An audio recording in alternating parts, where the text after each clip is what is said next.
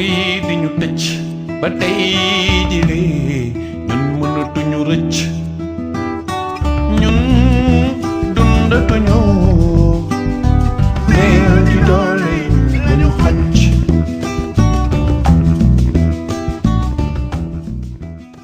mbokk téléspectateur yu la chaîne sénégalaise la LCS am nañu mbégte lool dellusiwaat fii janoo ak yéen si seen émission amul nëbboo ni ñu koy defee àjjuma bu jot bu 21h30 jotee maanaam 9h ci guddi bu tegalee fanweeri minute après journal télévisé bi mu doon nag émission boo xam ne dañ fiy dalal ay kàngaam ni ma koy faral di waxee ak ñoo xam ne dañoo ŋànk ay ndombo tànk wala bokk ñu jiite ay kuréel yoo xam ne seen i yëngu-yëngu yitteel na askan wi ba tax na tey ci amul nëbboo sunu équipe bi doxantu nañu seet si benn invité bu mag koo xam ne ñëpp ràññee nañ ko ci réew mi ñu di ko wax Baba Tandian salaamaaleykum président. waaleykum salaam. dama lay woowee président ndax yow yaa jiite woon fédération bu basket bu Sénégal secteur bi nag am yëngu-yëngu parce que ñu ngi wax naan Lions yi bu ñu deful ndànk du ñu participer coupe du monde ba tax na sax état bi génne na lu toll ci 300 et quelques millions daal di koy fay pénalité bi nga xam ne la FIBA tegoon ci loosu ñi nga xam ne moo di fédération Sénégal léegi bañ ko defee. nu mu tuddati pour nga xam ne ñii ñooy Lions yi mën a participer ci coupe du monde mais est-ce que loolu rek doy na pour Lions yi mën a participer coupe du monde. waaw salaamaaleykum maa ngi nuyu waa LCS la télévision qui monte vraiment maa ngi leen di faral di seetaan ak émission yu xarañ. merci. di suivre aussi sa émission bi ngay def question bi nga ma posé. problème sanction bi deux volets la deux volets c'est-à-dire que xam nga fédération bi mënul fonctionner sur des bases politiciennes mooy bëgg a nax nit ñi wax lii te fekk yanuwul maanaa te lii moo yanu maanaa bu fekkee loolu la ñuy def rek dafa yomb xam nga loolu ñun bu ñu ko defoon fii rek dañuy yàgg ci basket bi soo gisee basket bi ñu xaw si am jafe-jafe moom mooy dañu ŋànkoon de dire la vérité rien que la vérité quelle que soit la situation moo tax lépp lu ñuy wax dañ ko daan teg ci kaw dëgg ne lii la ñuy def nii lay amee bu méttee ñu wax ko bu neexee ñu wax ko malheureusement aujourd'hui basket bi c'est devenu trop politique voilà puis on a mis des politiciens autour du basket je crois que le sport ne rime pas avec la politique. waaw loolu dina ci ñëw mais tontul sama question déjà muy sanction bi nga xam ne parce que c'est important y a la sanction pécuniaire mooy xaalis bi ñu fay mais est-ce que loolu dina mën a tax ñii di Lions yi mën a participer parce que jiixi jaax mi ngi am ba léegi ndax Lions yi danañ dem coupe du monde wala duñ dem coupe du monde. waaw loolu laa lay expliquer loolu moo tax il faut que je passe par cette voie politique parce que yow sa bopp nga ko on a payé 305 millions d'aucuns disent que c'est le président d'aucuns disent que c'est le budget du ministère de source sûre c'est le budget du ministère maintenant bu ma waxee affaire politicien moom mooy quelque part waxuñu nit ñi dëgg dëgg bi moom mooy lan charte FIBA dafa leer nañ à son article 9 c'est-à-dire que Sénégal double sanction la am première sanction l'affaire des fraudes des U18 qui a amené la sanction des 500 000 francs suisses plus 50 000 francs suisses bu nga xamee ne moom la ñu sanctionné woon équipe nationale féminine bu mu waroon dem championnat du monde mu raté premier match am donc déjà il y a deux poids deux mesures parce que mënoo sanctionner une équipe sachant que à l'époque il y avait déjà la fraude était décelée puisque l'équipe a été dénoncée ça il faut le dire on va y revenir et FIBA avait un peu xamoon na ñu dénoncé xamoon na aussi documents yi ñu leen envoyé malgré ça FIBA en a fait fi mais a demandé que l'équipe nationale aille au championnat du monde ñu raté benn match ñu sanctionné leen de 50 000 francs suisses pourtant xam nañ ne équipe boobu dem c'est l'équipe qui a gagné la coupe avec potentiellement ceux qui ont fraudé il y a eu 2 ou 3 filles là-dedans. Et puis d'ailleurs sax avant mooy tontu sa question bi sax. damay ne mais sur les équipe basket c'est 12 joueuses. Sur les 12 joueuses il y a peut-être 2 ou 3 qui ont fraudé soi-disant. parce que ñu ko fraudé aussi ña ko def aussi danañ ko wax. mais les 9 ou les 10 ou les 9 ou les 10 autres qui ont l'âge normal réel. ceux-là ne méritent pas la coupe ou ceux-là ne méritent pas la coupe quand c'est les garçons ou c'est les filles. Donc on oublie ceux qui avaient l'âge réel, qui ont gagné la coupe, qui se sont battus. Et puis boo xoolee côté garçon, et bien ceux qui avaient l'âge réel, ce sont les 2 joueurs majeurs de l'équipe. mooy Ndoye ak le gosse qui est aux États-Unis. Eux ils avaient moins de 18 ans. C'était les 2 joueurs les plus percutants. ñoom ñoo tax sax Sénégal gagné coupe bi. ñi amoon plus de 18 ans yooyu ñooñu en quelque sorte genre meuble la ñu figurant la ñu woon. waaw dina ñëw ci fraude bi. waaye léegi est-ce que équipe bi dana dem wala du dem. championnat du monde équipe bi dana dem ça dépend il y a des conditions. nee naa la double sanction le Sénégal am. Première sanction moom mooy la fraude 500 000 francs suisses. Ça il faut le payer pour avoir accès au championnat du monde. La fédération. mooy 305 millions yi ñu jot a fay 305 millions mooy 500 000 ak 50 000 yi moom mooy 305 millions de francs CFA. loolu état bi fay na ko. loolu fay nañ ko. waaw mais taxul ñu dem. lu tax. mais parce que dañu jalgati charte FIBA.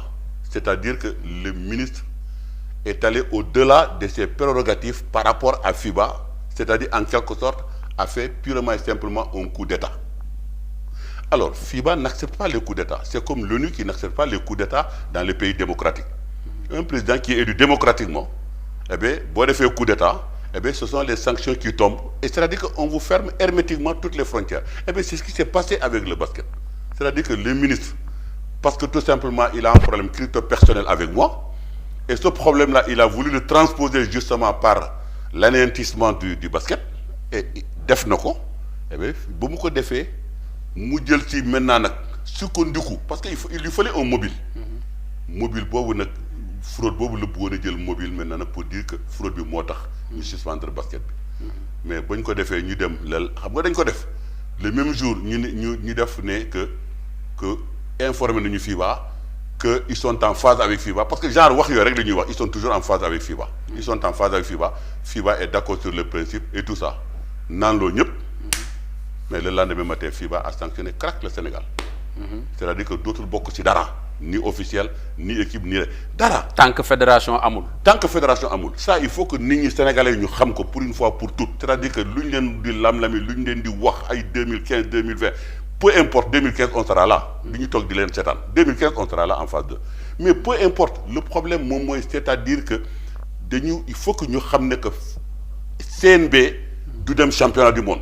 parce que le CNB mooy comité provisoire bi ñu comité teg provisoire pour mu remplacer li nga xam ne moo di fédération bi. du dem championnat du monde parce que FIBA ne reconnaît pas le CNB.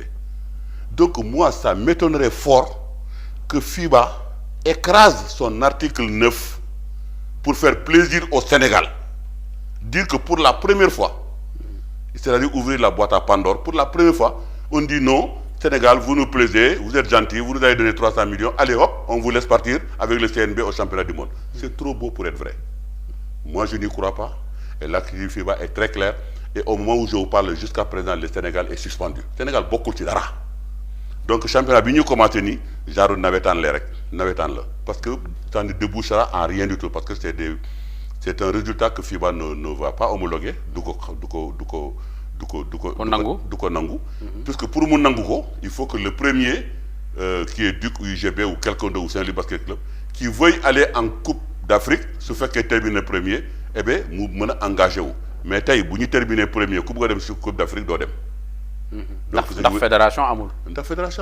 Donc il faut que les gens comprennent. C'est-à-dire que les politiciens qui sont à la tête de la fédération ñii nekk fi di mbiw nit ñi di nax nit ñi di wax ni machin ñama boo leen déggee ñuy wax t'as l'impression que c'est des orateurs t'as l'impression que ñuy dicter la ñuy def dafa mel ni dañ leen ko jàngal.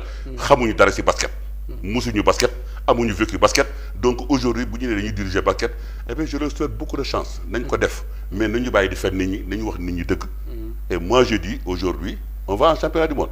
Moi je dis mois de juillet bu ñu organiser wul élection fii Sénégal du dem championnat du monde. waaw léegi nañ ñëw ci li nga xam ne moo di fraude bi ba muy am yow yaa jiite fédération fraude boobu nan la demee ak lan moo ci sa responsabilité yow.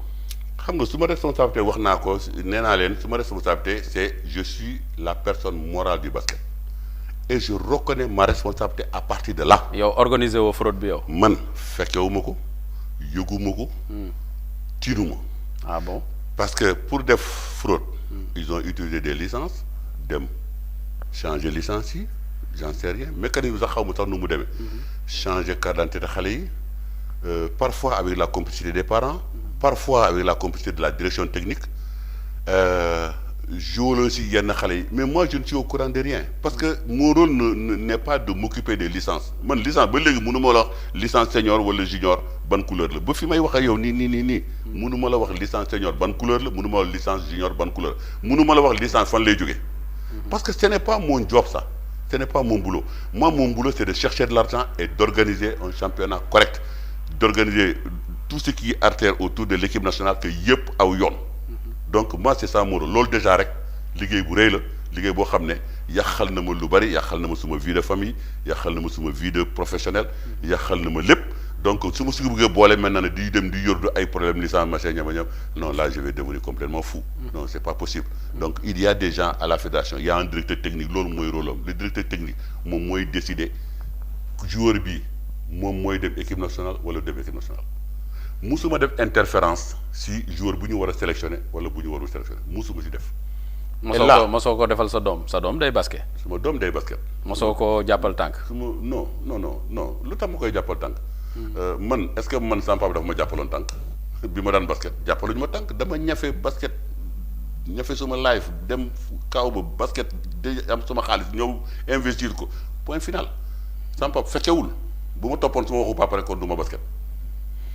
mais suma doom c'est pareil moi j'ai une fille qui joue au basket même d'ailleurs ma jox la benn exemple quand on a voulu la sélectionner le directeur technique national bu may seetaan nii bu may déglu nii il sait de quoi je parle Ado Sano mais ñaari yoon laaj na ma pour bokk sélection U18 yi première fois je lui ai dit gentiment ma ne ko non Ado mais tu ne peux pas elle a 19 ans et demi ma noo koy dugalee si U18 yi mu dem une deuxième fois mu ñëwaat je crois ce jour là sax dafa coïncider woon dama waroon voyager heure bii la woon rek ay 20 heures yooyu bu teestal yàlla def jour boobu nag am naa sax ay seede parce que waa Saint-Louis basket ñoo nga fa woon xaw ma ak ñeneen ñooñu dégg nañu ce jour là sax dama mer mu ñëwaat encore à la charge de ma waaye président man daal ta fille là man il me la faut quoi parce que j'ai besoin de filles solides parce que elle fait 1m80 elle fait 90 kilos donc mais ma ne ko Ado elle ne peut pas jouer wax naa la ko keroog elle a 19 ans et demi tu ne peux pas la sélectionner et puis d'ailleurs ne m'en parle plus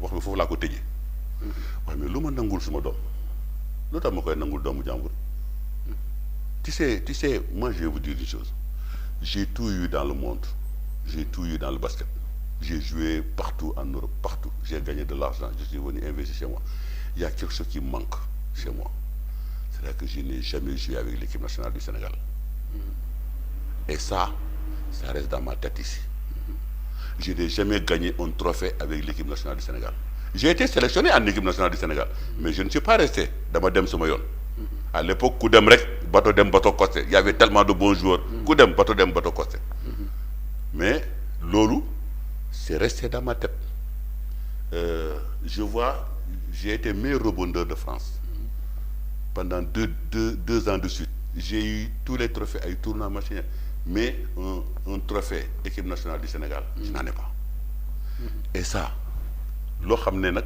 daf ma naxari te si c'était à refaire j'aurais décliné l'offre de la France et j'aurais joué pour mon pays avant d'aller en France si c'était à refaire alors loolu su ma ko amul mais su ma amee suma doom bu war a dem équipe nationale dama koy weccee tout de suite mais keroog su ma ko bañee weccee ce jour-là c'est que parce que il y a quelque chose qui ne cloche pas elle n'a pas 18 ans si elle avait 18 ans mais reyu mu dee maay président fédération dana dem même bu aayul sax bu xawee aayitul sax dana dem à plus fort ña fa nekk moom moo leen gën a aay mais elle avait pas l'âge requis donc moi quand on me dit maintenant nag xam nga moi je veux tout simplement xam nga moi j'ai le courage de mes idées gis nga su ma ko defoon si j'étais complice dama koy assumer jusqu'au bout du ma yóbbu kaso du ma rey non parce que fii on sait qui est quoi. Moi j'ai joué ñi may daan joué ñoom ñëpp dañuy wàññi woon seen at. ñu bari j'en connais plein ba léegi. mais gis nga bés bu ñu waxee c'est une bombe man nag nekkuma fi di yàq. damay defar li ma xam ak bari. li ma xam si joueurs yeeg si équipe yeeg si championnat bi ñi fi nekk ñi sax di jouer ak bari. mais je suis là pour defar. ñëw na pour yàq. waaw léegi ci wàllu fraude boobu toujours dafa am ñoo xam ne ñoom ñoo dem FIBA daal di dénoncer Sénégal ñooñu ñan lañu. non xam nga affaire ba mu amee man bi ma ko jëkkee yëg. bi ma ko jëkkee yëg si benn site lañ ko def site boobu eh bien ñëpp xam nañu ne site boobu xaritu gars yi la. gars yi ñooy ñan. mooy suñu ndaw si rek. mooy kan. mooy ñoom Aya. ñoom Mathieu Faye. parce que ña ko def si site boobu Mbaalo. surtout Mbaalo lañ ko def. mais j'ai trouvé ça bizarre que fraude am Mbaye Jacques Diop. moom moo ko def si site Mbaalo mu ngi door a ubbi site boobu amul sax 15 jours. 15 jours site boobu kenn xamu ko Mbaye Jacques Diop moo doon gérer site bi après. Mbaye Jacques Diop journaliste. Je te dis et il sait de quoi je parle s'il m'écoute su fekkee yokk naa ci une virgule rek na ñëw fii seen caméra mu ne Tandian yokk na ci une virgule Mbaye Jacques Diop c'est lui qui a mis l'article mais il se trouve que Mbaye Jacques Diop mais 15 jours avant Mbaye Jacques Diop était dans mon bureau parce que je voulais lui confier le journal Leewtoo moom laa ko bëggoon a dénk Mbaye Jacques Diop suma bureau la nekkoon mais bi ma gisee article bi affaire bi ñu koy lam-lami di ko wax mais dama woo Mbaye Jacques ma ne Mbaye Jacques c'est quoi cette histoire de fraude là man c'était la première fois ma dégg ko man c'est quoi cette histoire de fraude là qui a fraudé mu ne ma oui j'avais l'information depuis un mois mën na ko vous mentez carrément nii laa ko waxee mën na ko vous mentez tu l'avais pas depuis un mois parce que tu étais dans mon bureau il y a 15 jours moi je suis le patron du basket sénégalais tu as une information aussi grave tu me le dis pas pour savoir exactement où se situe ma responsabilité non da ngay non fay bugguma wax du gros mot devant vos écrans mais dama ne waxuloo dëgg cette information là tu viens de l'avoir et on te l'a donné et on t'a utilisé et je sais qu'ils t'ont utilisé parce que affaire ba mu amee dama woote FIBA mais on m'a expliqué de façon voilée ceux qui sont derrière mais saa ñu tudd leen mais descriptif bi dafa yomb tellement que waaye mais. waaw président man dama am benn taxaw seetlu foofu mooy kii di Mathieu Faye xam nañ ne sa xarit la woon am ngeen ay jafe-jafe kii di Aya Pouye aussi dafa mel ni daal jaaroo lañ taal balaa ma yegsi ci Mathieu Faye loo jotee ak Aya Pouye. oui mais Aya Pouye li ñu jotee c'est pas compliqué Aya Pouye lu mu bugg mënuma ko. mooy lan. Aya Pouye li ma comprendre moom mooy voilà une dame qui a gagné 4 médailles. 4 médailles. Elle est championne d'Afrique 4 fois. Mais le Sénégal a gagné 286 médailles. 286 médailles sur l'ensemble des 30 ans de règne du basket sénégalais, garçons et filles. Mais Aya Pouye 4 médailles yooyu rek moo compté yeneen yëpp dara yeneen yi il faut les prendre et les jeter à la poubelle. C'est-à-dire qu'elle croit que basket bi moom moo ko moom. Et elle veut régenter surtout. D'ailleurs FIBA keroog bi ñu ma nommé président FIBA li ñu ma jëkk a wax waa FIBA de ñu ne ma tu dois faire très très attention parce que y a les faiseurs de président qui sont là-bas. Ah bon. C'est-à-dire que c'est le groupe de Aya rek. Aya Mohamed Sy à l'époque avec Atoumane qui était avec eux bien que Atoumane génn seen groupe léegi. Mais les 3 là c'est eux qui fabriquaient le président bu ñëw defal lii boo ko deful ñu wàcce la ñaata président lañ fi wàcce wàcce nañ fi Ibou Diagne c'est toujours les mêmes ñu wàcce fii Djibo Kor guerre bu tàng sax ñu ñëw waay après il y a eu Aline Badara après il y a eu Asgay li ma dal nii moo dal Asgay daf ko laaj ay attributs mu lànk eh bien il lui a fait une guerre après mu ñëw toog man ma dajeeg mandat 4 ans fii ba loolu moo ma sauvé sinon 1 an laa fi doon def cette femme là elle a une capacité de nuisance telle que sénégalais xamuñu ko dañuy yaakaar ne c'est une sainte netouche c'est-à-dire que xale bu yaru xale bu daan basket bu yéwénee tout ça machin ñama mais lu ñu xamul c'est-à-dire que c'est l'espèce la plus dangereuse que j'ai jamais vue de ma vie. Ah bon? Moi personnellement en matière de business d'affaires moi c'est l'espèce la plus dangereuse que j'ai jamais vue parce que elle a une capacité de nuisance telle que mais je n'aurais jamais imaginé que capacité de nuisance moom dana egg ba ci Mbagnick ministre bi waaw gëwuma woon loolu xalaatuma ko woon loolu maanaam da nga bëgg a wax ne niñ la daanelee waaw vu les résultats que j'ai fait je ne pouvais pas imaginer que parce que Mbagnick l'a dit Mbagnick nee na oui c'était pour mettre de l'ordre dans le basket parce que basket bi dafa bari coow mais coow bi lan la on est 27 membres man ak Aya rek ñooy coow mais pourquoi elle n'écrase pas Aya pourquoi vous m'écrasez moi ou vous écrasez tous les deux ou bien nous écraser tous les deux waaw mais on écrase Tandian et puis Aya elle est là elle fait la pluie et le beau temps mais pluie et beau temps boobu dafa dul sori parce que moi personnellement en ce qui concerne la fraude ak boole bi mais j'ai produit un document que je vais te remettre tout à l'heure ce document c'est le beau-frère de Ousseynou Ndiaga Diop moom ak jabaru Ousseynou Ndiaga Diop ñoo bokk ndey ak baay il est venu me voir mu ne ma président bi coow li amee bi affaire bi amee mu ñëw mu ne ma président dama toog mënuma ko muñ je suis venu te le dire mais vraiment en tant que sportif parce que affaire bi yëpp nii ak nii lañ ko doon lam-lamee les réunions qui sont passées chez Ousseynou Ndiaga Diop avec ñoom Aya Claude Constantino ñoom ñett ak réunion yi ñu doon def au niveau du relais mooy mobile bi nekk relais yooyu yëpp la ma wax ak wax yi ñu fa wax sax man la je ne peux même pas le répéter ici sur le plateau soit disant que les gens veulent absolument que je sois destitué à la tête du basket sénégalais man maa doon seen problème te loolu jaral na leen nag lu nekk dem ba jaral leen ba au point de vue def ce qu'ils ont fait puisque c'est le beau-frère de Ousseynou Ndiaga Diop moo leen dénoncé mu ñëw wax ma ko ma ne ko mais lii boo ma ko waxee nii mais kii bu ma ko waxee suba sans preuve mais ils vont me traîner au tribunal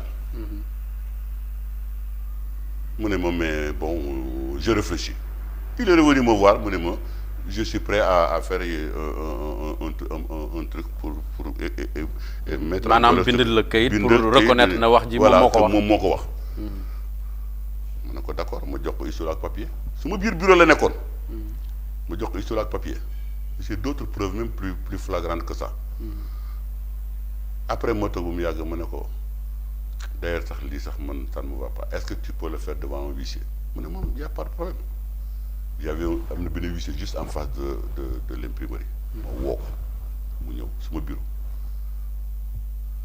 def foofu d'abord le constat ba pare defal ko en même temps sommation interpellative c'est-à-dire que il s'est déplacé chez le huissier ba pare mu wax mu bind moi j'ai deux documents j'ai donné le premier document laa jox mooy le constat bi ko huissier bi fekk suma bureau ak lu mu wax ak huissier lu mu jël avec son dictaphone ak déplacement mu def maintenant nag l'interpellation là-bas sur place moom mu bind ko à la main signé j'ai deux documents ce bonhomme-là les gens tentent de le faire passer pour un fou mais on ne passe pas quelqu'un pour un fou facilement comme ça un gars qui jouit de ses facultés mentales nga bëggoon de parce que tout simplement lu mu wax neexu la c'est ce qui dégg naa loolu la ñuy lam-lame pour le traiter pour le faire passer pour un fou waaw léegi kaaw Mathieu Faye aussi boole nañ ko ci ñi nga xam ne yaakaar nañ ne comme moom am na ay entrée FIBA bokk nañ ci ñi nga xam ne ñoom non Mathieu Faye son problème est beaucoup plus flagrant que ça parce que Mathieu Faye fi ma toog di nii actuellement fi ngeen di filmer nii fi ma toog nii fii la Mathieu Faye toog man moo toog ci fauteuil bi Mathieu Faye avait par devers lui les documents qui ont servi boole FIBA bi c'est-à-dire que c'est un document qui est interne entre la fédération et les présidents de club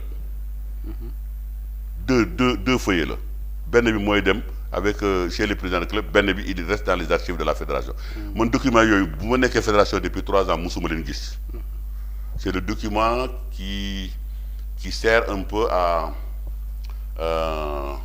pour je sais pas pour transfert des joueurs yu mel noonu daal document yooyu y a l'âge y a les trucs y a machin historique bi yëpp mu ngi ci document yooyu document yooyu nag président club yi rek ñoo am droit pour détenir ko mais Aya est président de club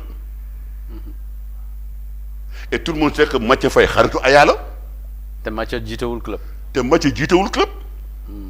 tout le monde a vu bi réunion Mathieu bi amee fii là quand il a voulu que fédération bi ñu tas ko et que lui il était prêt à être président de ce fameux CNB là à l'époque parce qu'il avait des garanties pour être président du CNB xam nga affaire dafa yàqu rek mais Mathieu Faye c'était lui qui devait diriger le CNB. mooy bi Serigne Mboup jiite. nii c'était pas Serigne Mboup c'est un président par défaut on l'a ramassé comme ça dans la rue. Ah bon? xamuñu non parce que j'ai eu des informations comme quoi que ils ont contacté xaw ma 4 ou 5 personnes pour diriger ce CNB là mais ñoom ñëpp lànk et puis boo xoolee ce CNB là finalement mais c'est l'équipe de Tandian sans Tandian. comment mais c'est Serigne Mboup. maanaam ñi nekkoon ci fédération bi. ñoom lay jëlaat rek ñoo nekkaat ci biir CNB boobu rek ça way sans Tandian.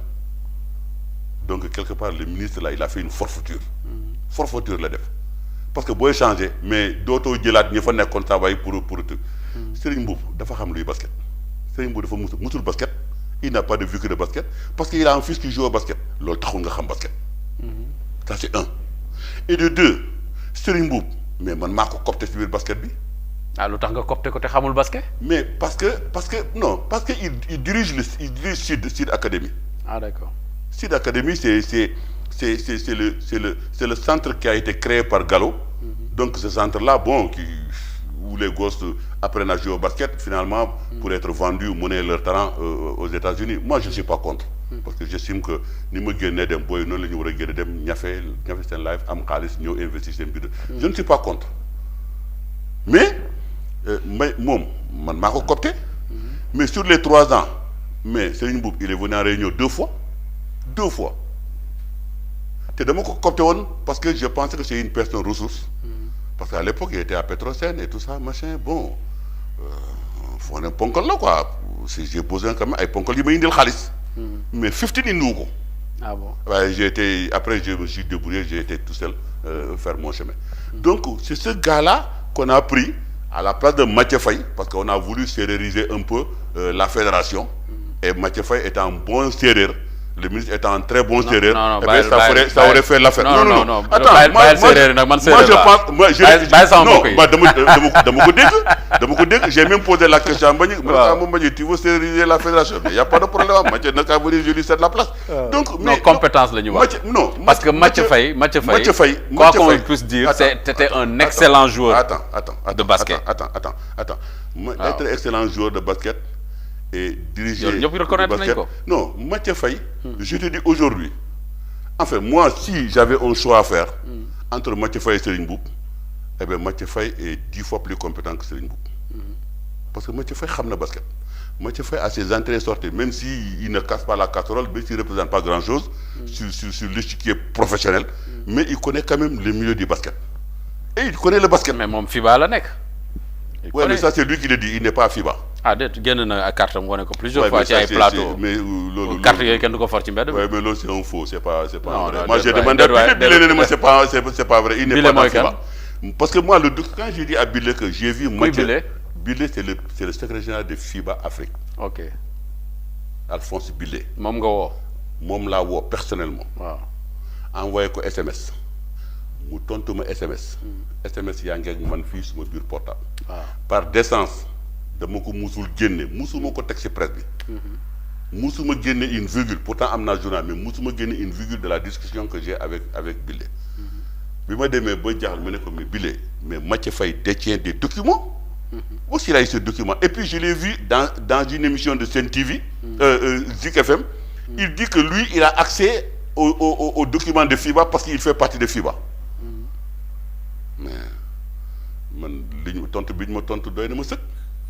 Maintenant moi je peux dire officiellement que Mathieu musul bokk FIBA. Ça je le dis haut et fort. Man daal li ma seetlu sa diggante donc document boobu mu yore. document boobu allez lui demander fan la ko jëlee. document boobu mun naa la wax lan la parce que à un moment. FIBA avait besoin des gens pour genre commerciaux yooyu pour dem wuti ay sponsors xaw ma benn je crois que c'était leur centenaire ou quelque chose comme ça daal am na lu ñu doon organiser. Et Mathieu Faye était coopté dans ça. Et je crois que si d'après les explications que j'ai eues si lañ ko joxee la carte de FIBA là. Carte FIBA boobu nag mais nag je sais que Mathieu est très ami à Bilé. Mathieu est très ami à Autocoré. Et ces deux grands joueurs ivoiriens. Mathieu lui-même est très ivoirien puisque je l'ai vu scotcher l'équipe de Côte d'Ivoire. Et j'ai vu le Sénégal jouer contre la Côte d'Ivoire mais que Sénégal du ndulli Côte d'Ivoire kenn ñemewul saxat kenn ñemewul ree loolu Libye la woon bi mu doon jubilé ci biir terrain bi Sénégal di mener Côte d'Ivoire may jubilé mais Mathieu Faye dafa ne ma mais toogal mais ici tu es dans un naka lañ koy waxati tu es dans un hall de VIP et tout ça machin gisuloo moo tax remarqué wala léegi Coupe d'Afrique yooyu ay hall VIP dootu fa dem toog ci ginnaaw équipe bi laay toog rumbulement bi foofu la nekk foofu laay tëbee dal machin ñama voilà bu may jooy foofu laay jooyee bu may bondé foofu laay bondé tu n'as pas remarqué muy Mozambique muy Côte d'Ivoire yëpp VIP keroog je crois que Mathieu Faye sax moo tax ma bàyyi loge VIP tout simplement parce que ce jour-là il avait le cœur qui chavirait pour la Côte d'Ivoire et finalement je lui ai posé la question sax d'ailleurs ma ne ko mais yow tam Mathieu tu es sénégalais ou tu es ivoirien non da doon daan dooleem rek da doon daan dooleem jiite fédération bi jiite équipe bu Côte d'Ivoire boobu yow bàyyi bu gis nga Mathieu bàyyil bu ma affaire Mathieu je le connais ça fait 32 ans qu'on se connaît waaw d'accord on va pas s'éterniser Mathieu fi ma jaar ak moom foofu jaaruma fa kenn j'ai joué contre lui on a vécu ensemble on a day fanaan dama daan fanaan këram muy fanaan suma kër nee naa leen Mathieu Faye xam nga affaire bi li ma gën a naqari peut-être que gis nga liñ ma def nii yëpp képp ku nekk mun na ko def sauf ñaar nit Omar Dia ak Mathieu Faye ce sont boo déggee ñuy wax les vrais amis ñooñu laa tegoon sumay xarit Mathieu Faye moom rek moo mënoon ñëw suma kër nekkuma fi mu toog ne faax suma diggu salon ba pare woo suma jabar ba pare changer menu añ bi Mathieu Faye ak Omar Dia rek ñoo amoon privilège boobu su ma gisee maintenant nag ku mel noonu nag comme dit le président Outaya il disait à Dieu je m'occupe de mes ennemis mais préserve-moi de mes amis. mais yàgg Mathieu est-ce que mos ngeen tase ci terrain basket. waaw parce que nag dafa aayoon Mathieu moom. waaw mais ma koy dafa mel na nga xaw a jaloux sax ci affaire bi. non Mathieu bokkuñu style de jeu. waaw Mathieu c'est un meneur de jeu moi je suis un pivot. waaw mos ngeen daje. mos nañu daje bokk nañu poule. mooy mu nekk Saint-Étienne mu nekk Lyon. laaj ko xët naa ko xët yi métti si biir terrain bi. laaj ko déet waay mais laaj ko rek. xët bokkul ci basket nag. non nekkul ci làmb ji. bu ma nee xët pas dóor. waaw bu ma nee xët pas dóor. mais am na dugal naa ko si buy moom. non affaire comme on dit affaire sorcier yooyu muy def di xuuj dugg si kii. waaw machin ñeme kii mais man ma nekk si biir terrain bi ñemewu ko. xam na non mais c'est un bon joueur. il faut le reconnaître il a été un très bon joueur. mais nous n'avons pas le même style de jeu moom c'est un pivot c'est un meneur de jeu moi je suis un pivot. donc moom fële lay taxaw di dribbler di passe wala léeg-léeg di sànni. bu may jouer contre moom lu muy sànni c'est-à-dire que lu duggul moi je suis tenu de le ramasser et de le remettre loolu mooy suma rôle man. voilà. ok wax nga sànq ministre bi nga xam ne moo jiite sport ñu di ko wax Mbagnick Ndiaye nga ne dafa jeng faral ki nga xam ne moo di Aya moom Mbagnick Ndiaye yow da nga am problème personnel ak moom nga di ko jaarale foofu ci Aya ak yu demee noonu parce que Mbagnick acte bi mu teg acte responsable la moom mooy ministre bu amee yu jaxasoo ci biir basket bi dafa war a jël décision moo tax mu jël décision dissoudre li nga xam ne moo di fédération. oui mais fédération kenn ko dissoudre noonu. mais yow da nga ko jël comme problème personnel daf ko dissoudre parce que yow la soxla woon pour dindi la fa. ni nga expliqué sànq man la soxla woon. parce que tout simplement lu mu soxla et puis du ma ne c'est pour par rapport à Aya non parce que je sais que man Mbagnick s'il me regarde il n'osera pas dire le contraire il m'a dit à 2 reprises que il y a des ministres qui veulent que il m'enlève à la fédération. Ah bon? Il me l'a dit 2 fois. Ma ne ko tu ne peux pas. Je lui ai répondu ma ne ko Mbagnick tu ne peux pas. Tout simplement je suis un élu.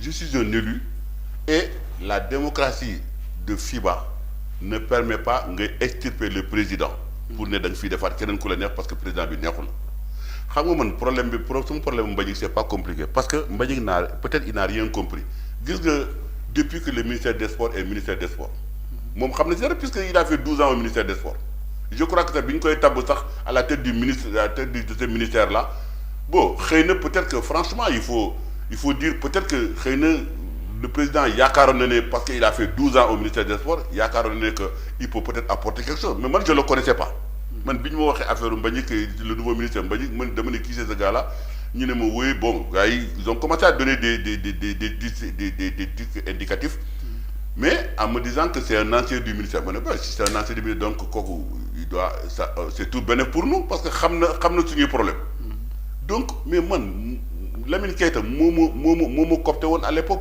pour ñëw jàppale basket bi mais Lamine Keita ba moo coopté mais il a fait campagne pour que gars yi fexe tout pour élire ma parce que il voulait une personne de ressource parce que tout simplement que basket bi amoon na ay problème donc amuñu woon xaalis ñoom ministère donc il faut quelqu'un pour aller chercher de l'argent d'or mais keroog bi ñu ma élire ma dajeeg zone 2 mais zone 2 bi mais dama ñëw mais Lamine Keita dama ko takkal pot à la limite yuuxu naa foofu tàccu naa ko def naa lu nekk mais taxul Lamine Keita taxul mu wàccee ma à l'époque ça il aurait pu le faire puisque rien n'était fini encore mais taxul mu wàccee ma au contraire daf ma woo bureau ndax ne ma Tandian boo yuuxu fii ba suba dara amuñu xaalis il faut que tu ailles chercher de l'argent c'est là où j'ai demandé à Serigne Mboup à l'époque ne ko moom laa defoon keroog moom laa taboon président du comité de la zone 2 ma ne nañu fexe dem wuti xaalis mais kenn indiwul xaalis man maa mujjee génn dem wuti xaalis bu ma kenn laaj xaalis bi naka laa ko amee noonu laa organisé c'est de dajek Lamine Keita jóg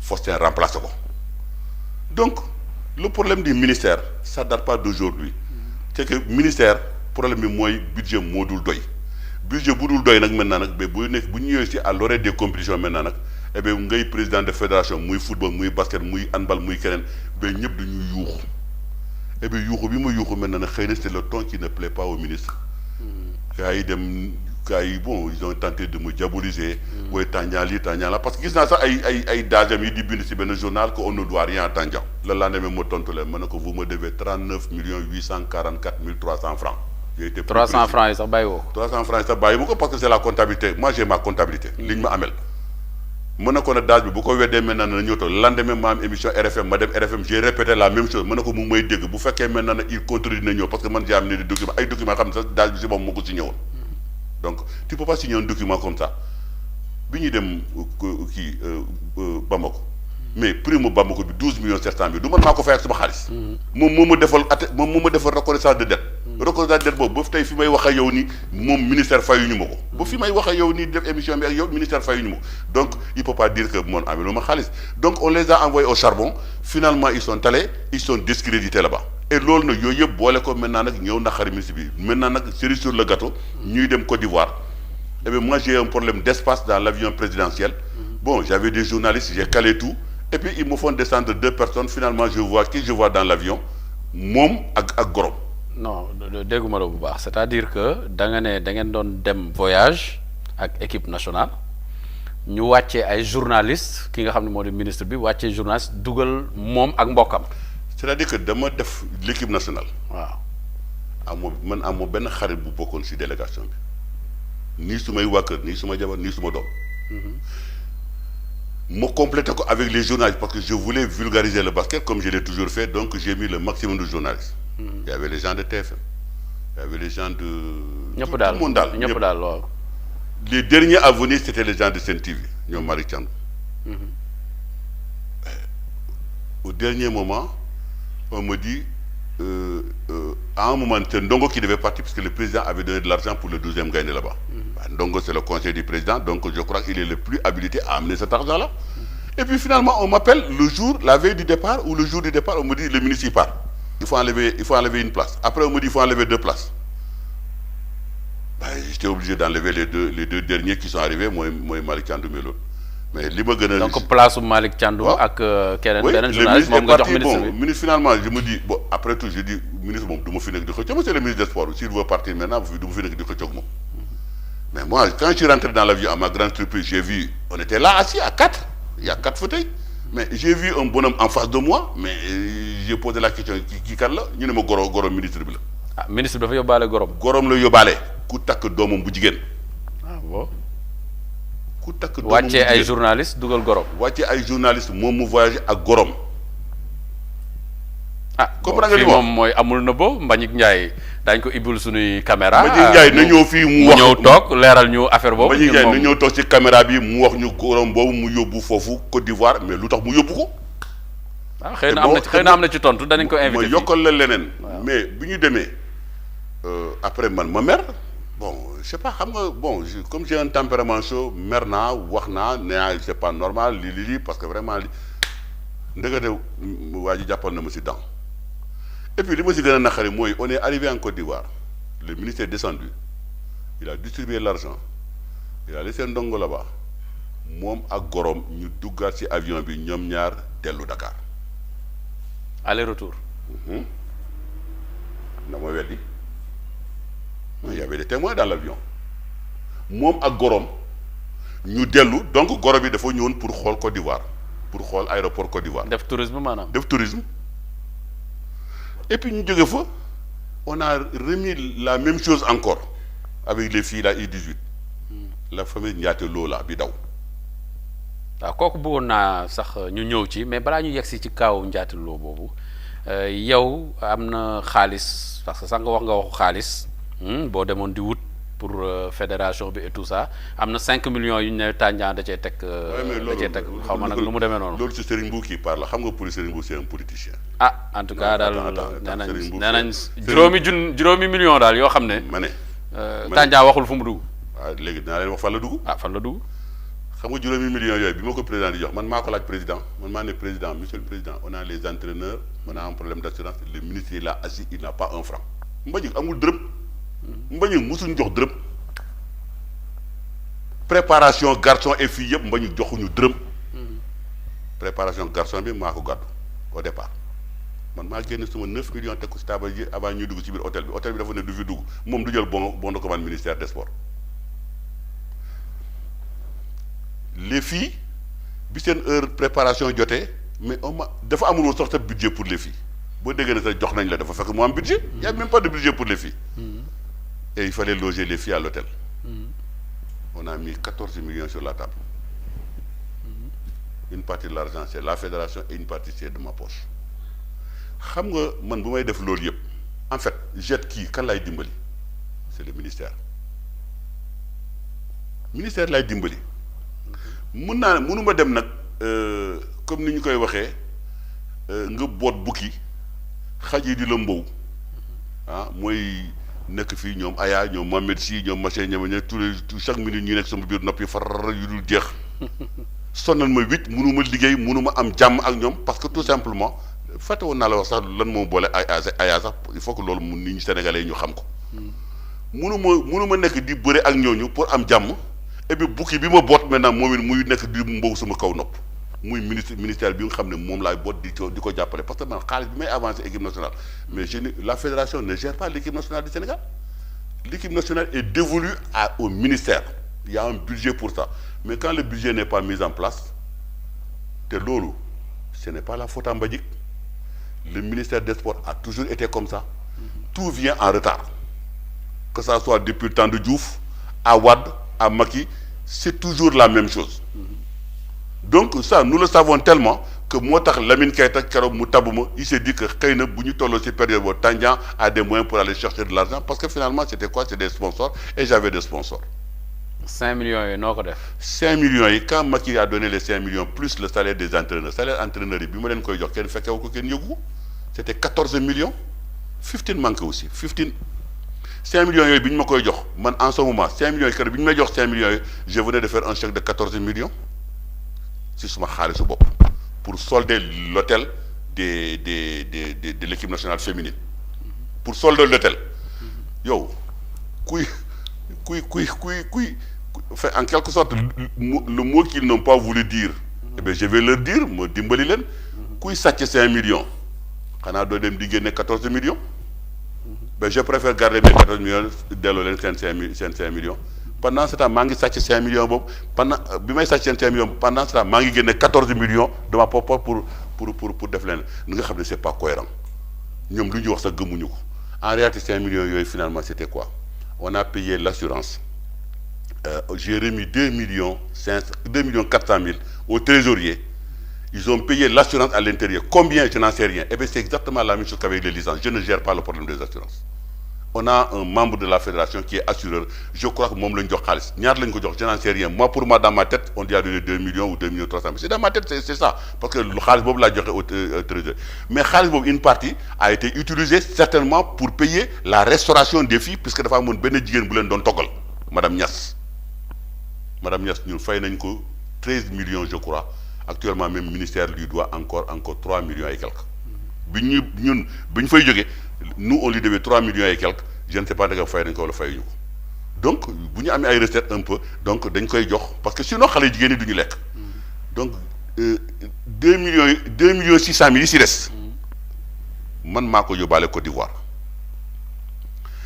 2 millions 600 000, je veux que les Sénégalais sachent que Serigne Mboup ne me xool bu baax mu déglu ma bu baax 2 millions 600 000 boobu bi ma koy fay FIBA Dieye mu ngi toog c'est le représentant du ministère Atoumane mu ngi toog Goudiaby mu ngi toog bi ma koy fay xaalis boobu FIBA dafa ne ma il faut que ma fay 4 millions 500 000 si bor bi ñu leen amee sur équipe nationale bi du jouer ma leen 2 millions et demi 2 millions 500 000 la ñu ne mënu nekk ma yëkkatiwaat 2 millions de ma propre poche yokk ko si ba pare signé nag moratoire maintenant nag ne xaalis bi si des maintenant nag je promets de le régler à Maputo avant le championnat d'Afrique féminin. Le responsable de FIBA mu defal ma attestation mu signé attestation bi mu ngi suñu trésorier benn copie bi mu ngi ak monsieur Dieye le représentant du ministère.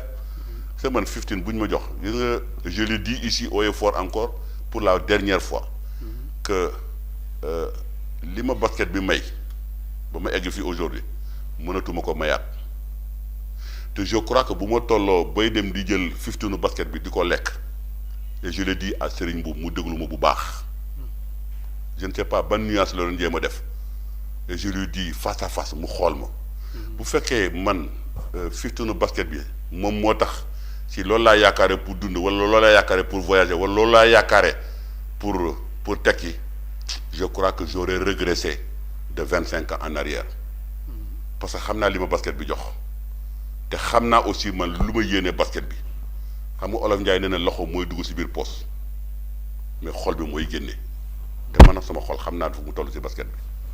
D'accord président Tandian dégg nañ la. ci comité national boobu ñu créé sax muy comité provisoire bi ci la ñuy xaw a des tuuti ak li nga xam ne moo di roi ak reine parce que fédération amatul fédération moo ko daan organiser chaque année ñu def décerner trophée roi ak reine mais ren est-ce que am nga yaakaar ne comité bi dina organiser li nga xam ne moo di roi ak reine. balaa may ñëw si roi ak reine bi xam nga ne souligné nga fii ban problème la am ak Aya.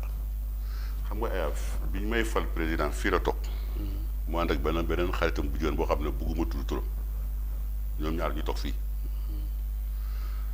mu ne ma je veux le poste de premier vice-président chargé des équipes nationales poste boobu rek moo ko neex amul bëggul dara ci fédération loolu poste boobu poste boobu lan la mooy bu campagne amee elle est patron de l'équipe nationale donc mooy décider mooy dem mooy yóbbu xaalis mooy fayeeku mooy def lu nekk c'est-à-dire elle est la déléguée officielle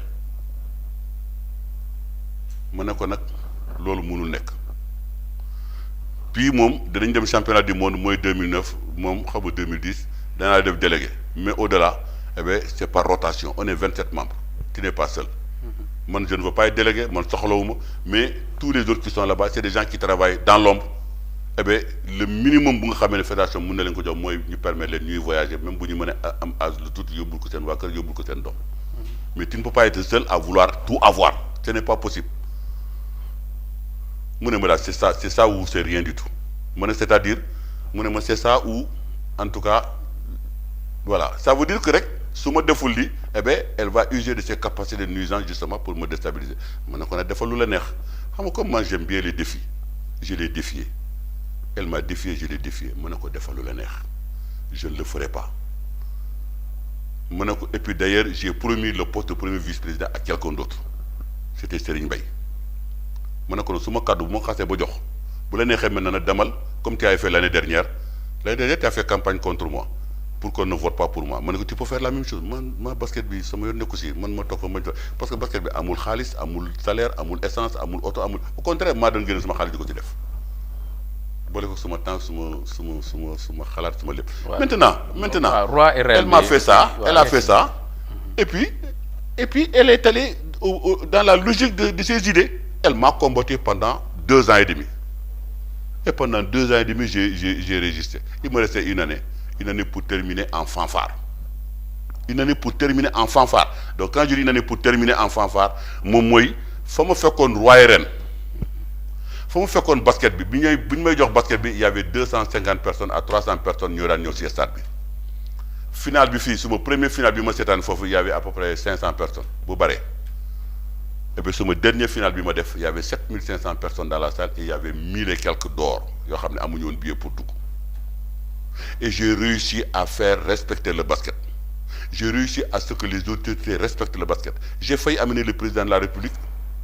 Ça n'aurait pas été stade mais le président de la République allait venir parce qu'il m'avait donné l'engagement. Malheureusement, il n'est pas venu. La sécurité oblige. Finalement, c'est le premier ministre qui est venu avec la moitié du gouvernement. Le Moussoul Am Marius Ndiaye, le premier ministre, le ministre de la Défense, le ministre de l'Intérieur, le ministre des Sports, le ministre des Finances, le directeur de la douane, le chef d'état-major particulier du président de la République, le général Fatna Touram. Il y avait une pléiade d'autorités. Je n'ai jamais vu ça. Ce jour-là, j'étais vraiment au summum de ce que je peux imaginer vraiment de bien pour le basket sénégalais. Et on avait un stade rempli, à craquer. Souleymane Ndéné est venu là-bas, à Kenen. Mais c'est ça, faire respecter le basket. Le basket a pris son envol. Mais Roi et Reine ne date pas d'aujourd'hui. Roi et Reine date de 30 ans. Moi, je pensais que c'était il y a 25 ans. Nous avons Roi et Reine date de 30 ans ou 31 ans. À l'époque, nous avons donné 5 000 francs. 5 000 francs. 5 000 francs, Roi et Reine. Oui, 5 000 francs. Moi, Mathieu Faye n'est qu'un roi 2 fois, 5 000 francs là amon. Ah bon? Mathieu Faye n'est qu'un roi 2 fois, 5 000 francs là amon. Si d'après l'île Mawak, fait que vous en France. Yamar moom wax ne que moom nekkoon na roi Yamar Samb kooku suma xarit la si fédération bi la bokkoon nee na mosoon na nekk roi 5000 francs lañ ko joxoon. waaw léegi dernier roi reine bi ñaata la ñu amoon. ma ne bi may jógee France ñëw dans les années 90 Ibou Diagne ñëw seet si ma c'est à partir de ce moment la ñu commencé jox télévision roi et reine te loolu man mi maa ko doon joxe je l'ai fait pendant 20 ans bu jour bi ma jëlee fédération bi nag mais à tout seigneur à tout honneur mais may chef basket bi may patron basket bi maa daan maye ma ne nag li may maye maintenant nag et puis danaa yëkkati niveau bi c'est ce que j'ai fait sama première année ma maye oto dama am ay sponsor je fais partie du patronat sénégalais dama am ay xarit ay nit ñi ma daan dimbali man dafa am nit yi ma daan dimbali di leen jàppale si fànn yu bari nag musuma leen laaj dara mais tey nag may dem di yalwaan maintenant nag pour suma basket yalwaan boobu nag ma am lu bari suma première année j'ai eu 27 millions deuxième année j'ai eu 110 millions suma troisième année j'ai eu 260 millions suma quatrième année bi ma doon boucler j'ai visé 500 millions te naroon naa ko amit club yi féex ligue yi féex joueurs yi féex ñëpp féex ba pare maintenant je tire ma révérence je m'en vais voilà ce que j'ai préparé avant le coup d'état de Mbagnick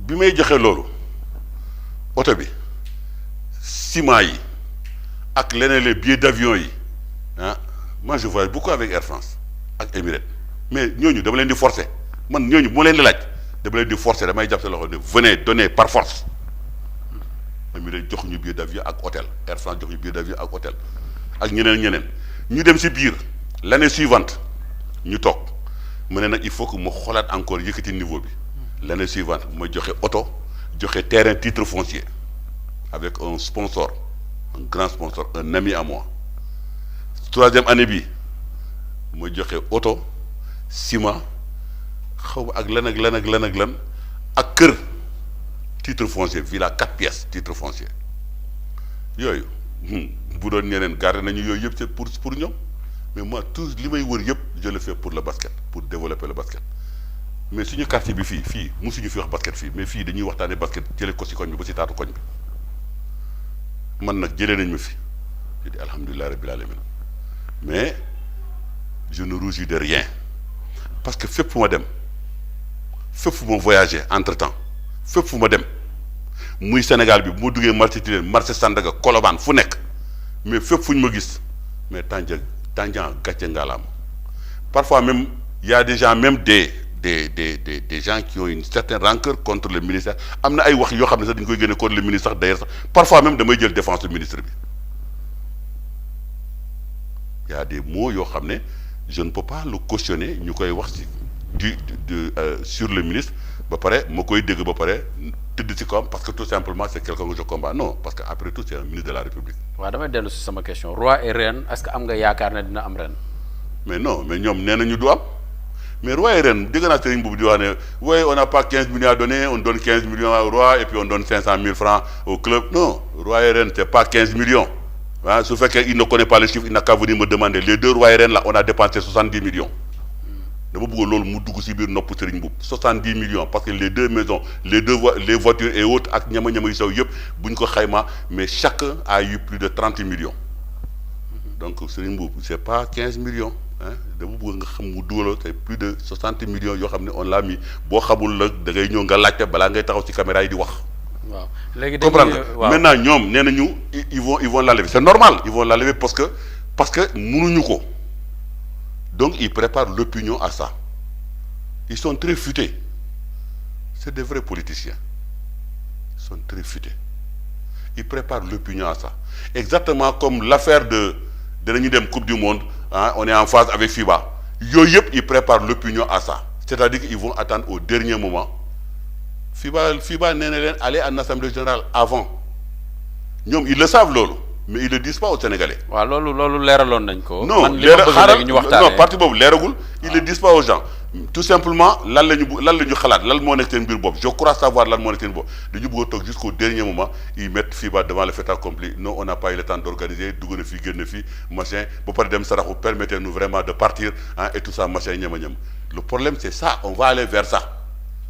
te je te dis tout simplement si jamais lu mel noonu am na. Et que FIBA maintient sa position justement pour faire respecter l'article 9, eh bien je dis les Sénégalais n'iront pas au championnat du monde. Et ce qui est le plus grave encore, c'est-à-dire qu'on va être sanctionné à nouveau encore pour non-participation, c'est-à-dire que pour avoir fait un forfait. Et je crois, d'après les informations que j'ai, c'est 200 000 francs suisses. D'accord, président. Président, président déglu ma. non xam nga waaw non leer na mais léegi mais danga may déglu ma wax la xam nga li ci kanam. non may ma ñëw rek ma yokk ci lu tuuti rek. waaw ba mu gudd parce que temps bi xoj nañu. dama bëgg ma yokk ci lu tuuti rek. xam nga les gens pensent que li ma fi jógee moo naqari non xam nga li ma naqari mooy c'est 3 ans plus 50 ans 53 ans de progression du basket sénégalais que Mbagnick a démantelé pour un problème crypto personnel. waaw léegi c'est dit. xam nga loolu c'est ça qui est un peu choquant. waaw wax nga ko mais bu fekkoon Tandian n'avait pas réussi sa mission ou Tandian était incapable mais yooyu du ma ko sax wax man mii maay jëkk a daw man mii maay jëkk a dem sama yoon. d'accord président wax nga ko leer na wax nga sa xalaat li ci kanam raw yu li bët nu mu tëti équipe nationale dana dem coupe du monde wala du dem danañ ci am lu leer waaye dama bëggoon ñu ñëw ci benn dernière question muy kaawu Etienne Préra gis nañ nga dem seeti ko yóbbul ko oto loolu lu tax nga def ko. oui mais Etienne lu tax ma def loolu parce que Etienne c'est un joueur de basket. et puis un excellent joueur d'ailleurs. un excellent joueur man joué naa contre Etienne. mais Etienne lu ma woon ci guddi gi Marius Ndiaye fii du ma ko fàtte ba abadan booy bi wan na ma façon couleur bu nekk. sonal na ma il a fallu même à un moment sax mu koy dóor ay conc yu métti si biir taatu raquette bi pour bañ ko mu dugaat foofu. même ndeysaan ba mu gaañoo sax dans sa motricité un jour mus na doxantu ñëw ba fii. mais lu may wax toujours ay conc yi la may rappeler yi ma ko doon donc ce qui veut dire que il joue toujours de ses facultés mentales parce qu'il se rappelle de ça. donc xam nga Étienne moi je dis Étienne su ma gisee état Étienne quand je vois Étienne bu daan tëb fii mais bopp bi mënoon na romb cercle bi. quand tu le vois jouer tu as l'impression que c'est Michael Jordan que tu vois jouer. quand je vois ce gosse là maintenant muy dox avec une carte ñu koy jàpp. et c'est pour ça que je dis que la vie tient en fil. Ses amis ont essayé de l'aider. Nous-mêmes, on l'a aidé. La fédération l'a épaulé. Le groupe que je représente, mon groupe l'a aidé. Mais je me suis dit que bu fekkee ay xaritam yi nga xam ne moo leen daan héberger ay de jeunes étudiants à l'époque moo leen daan héberger di leen jox ñuy lekk et tout ça parce que à l'époque amoon na kattan bu fekkee tey ñoom ils se souviennent de ça di ko defal lii nous fédération aussi on doit se souvenir de ça wutal ko leneen. C'est pour ça que j'ai décidé dem na seeti sumay sponsor mu ne nañ ko wutal oto et j'avais appelé ça le fameux taxi de Étienne. mais wóor naa fu nekk nag ba tombé si EMG na ma ko moom dama ko jàpp ci pour force ko puisque moom moo may jaay ay oto. donc ma ne ko nag Mbaye Guèye tu vas m'aider avec cette histoire de Étienne il faut nga may mu oto.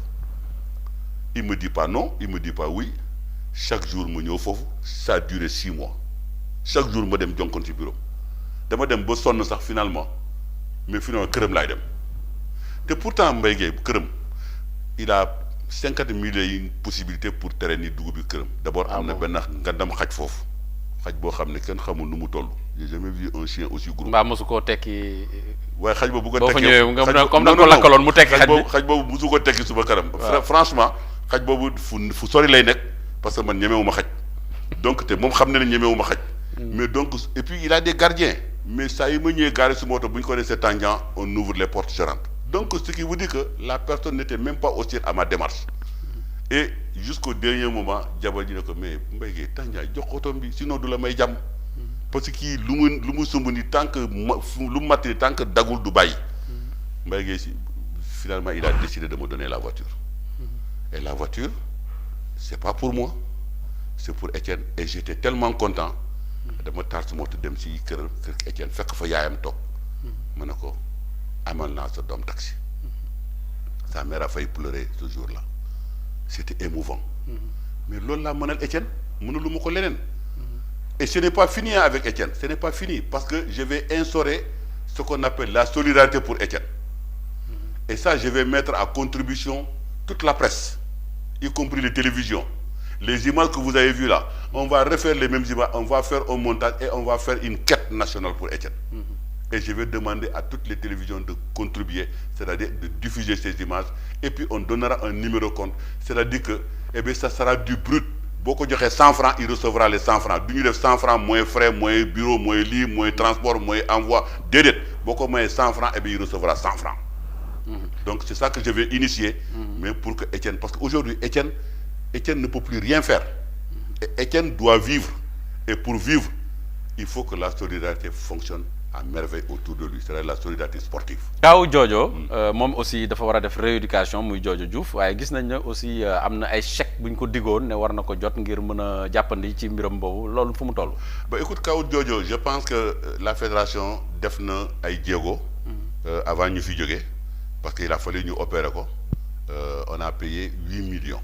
te ñun bu ñuy fay loolu xam nga laaj ñu kenn dégguñu ñuy laaj kenn ministère laaj ñu ko 1 franc on avait 8 millions dans les caisses et puis xaalis bu xam ne sax man lañ ko waroon rembourser parce que fédération bi amel na ma xaalis tey chèque baa ngi fii 8 millions lañ ma amel xaalis bu nga xam ne man lañ ko waroon rembourser dajeeg joojo gaañu ñu laaj ñu xaalis boobu mais am na assurance bi war na ko faj mais ñun dañu ne nañu joxe xaalis bi pour affaire bi gaaw et puis nous après on se débrouille avec l'assurance voilà but boobu la ñu amoon ñu jël 8 millions balaa ñu ma koy jox ma delloo ko ci biir caisse bi ñu jël 8 millions yi ba pare envoyé ko jooju c'est-à-dire que on a payé 4 millions et demi xaw ma pour l'opération parce que ligament croisé la amoon et on lui a donné 1 mois de salaire et moi je lui ai donné encore je crois 1 million pour ay rééducation pré-rééducation yi mu faral di def et tout ça parce que da nga war a def pré-rééducation balaa ñu lay opérer bu ñu la opérer ainsi de suite donc après maintenant nag li ci des maintenant on a pris un engagement ne dañ koy fay ay salaire am donc 500 000 francs, parce qu'elle gagnait plus que ça, elle gagnait, je crois, 2 millions par mois. Donc, nous, on ne peut pas. Donc, on avait décidé, pour la première fois, Boulet d'ailleurs, nous avons fait la fédération, nous avons 500 000 francs par mois. Sur l'eau, nous avons 2 mois. Il y a le 2 mois, parce que nous avons 2 mois, et le lendemain, on nous a enlevé de la fédération. Donc, ce qui veut dire qu'au moins pendant 2 mois, elle a pu respirer. Donc, ce qu'on a fait, maintenant, il restait maintenant la rééducation. La rééducation, nous avons fait des mais ñoom dañu yaakaar ne que man j'essaye de les torpiller mais or que su fekkoon ne bëggoon naa leen torpiller mais tous les jours jooju daf may woo di jooj mais man maa koy encouragé ne ko xaaral non. da nga bëgg a wax ne chèque bi ñu ko waroon jox jotu. non ça c'était avant ñuy dig chèque bi. mais léegi dañ ko dig chèque pour maanaam mu def rééducation ci sa connaissance jot na ci wala jotu ci. dama nga laaj leen ñi ko dig chèque bi ndegam jox nañ ko man xam nga man nekkuma foofu donc je peux pas savoir. Baba Tandian la LCS mu ngi lay gërëm di la sant. maa ngi lay gërëm aussi di la sant. yéen tam mbokku téléspectateurs yi ñu ngi leen di gërëm di leen sant tey nag amul na boobu am solo la doon waxtaanee jafe-jafe yi nga xam ne moo nekk ci politique sportive nekkoon ci ak koo xam ne acteuru basket la ñu di ko wax Baba Tandian nekkoon tamit président fédération bu sénégalaise bu basketball yaakaar naa ne liñ fi waxtaanee amal na leen njëriñ ñu ngi leen di dox dig daje àjjuma bi di ñëw ci beneen numéro amul na boo ak beneen invité. Jërë ngeen jëf. Merci président. Merci donc, bien. À bientôt. À très bientôt. Avec plaisir. Merci. te ñu tëj bor yi di ñu tëj ba tey ji